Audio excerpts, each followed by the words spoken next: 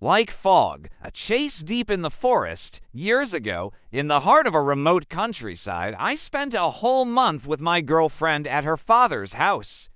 The place was like a terrifying painting, bordered on one side by an endless dense forest and on the other by a vast lake whose edges faded into the horizon. Her father owned vast tracts of land that stretched deep into the heart of the forest. There was a narrow clearing, like a secret path, winding between the trees, where I would often go to find some peace of mind. One day, the fog was unusually thick, enveloping everything around it in a gloomy gray blanket. I felt a vague desire to venture into the forest.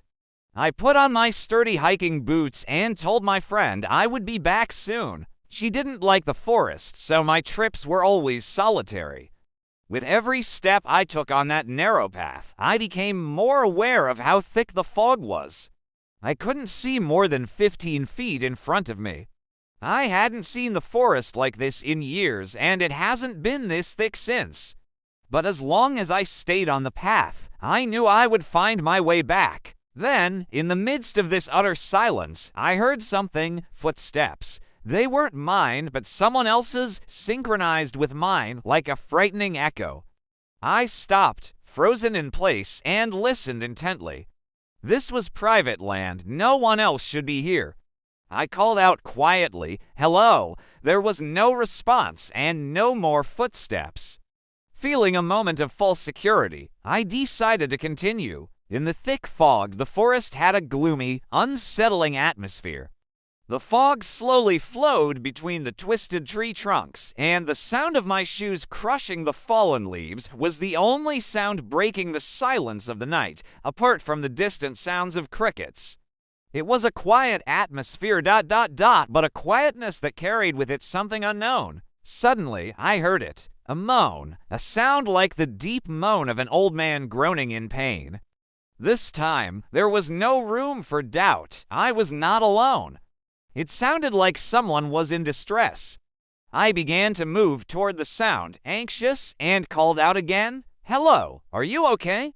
I stopped as my senses sharpened, and deep in the fog I could make out a shape. It was standing far enough away to remain just a shadow, but I saw its presence. A very tall figure in the fog making those eerie sounds. I approached slowly, asking if the person needed help, but my vision didn't improve.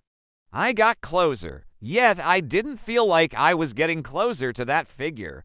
I shouted this time, and the moaning stopped. I took 2 more big steps toward the figure, and then I realized the terrifying truth. No matter how far I walked forward, it didn't get any closer to me.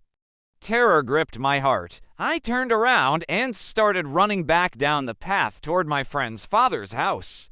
After about 5 seconds, I looked over my shoulder and swallowed the rest of my gum with difficulty. The figure, which was now behind me, was still exactly the same distance away. I started running as fast as I could, my heart pounding, panting heavily.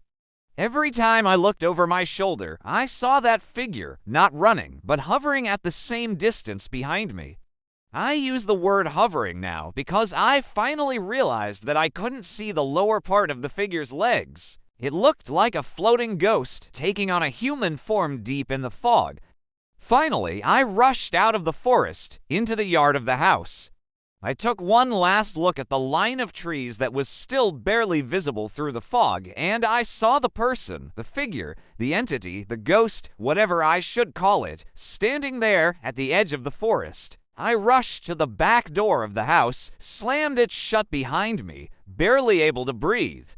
When my friend, her father, and her brother came running in response to my commotion, I pointed to the fog at the tree line and told them that someone or something had been chasing me in the woods, no matter how fast I ran.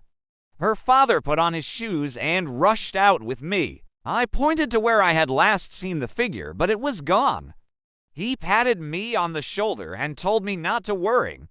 With 2 6-foot men and to guard dogs in the house, no one would dare break in. I laughed and pretended for a moment that I wasn't permanently traumatized by what had just happened. I'm not one to believe in ghosts or the supernatural, but this experience was definitely the closest thing to the supernatural I've ever encountered. It still sends shivers down my spine to this day.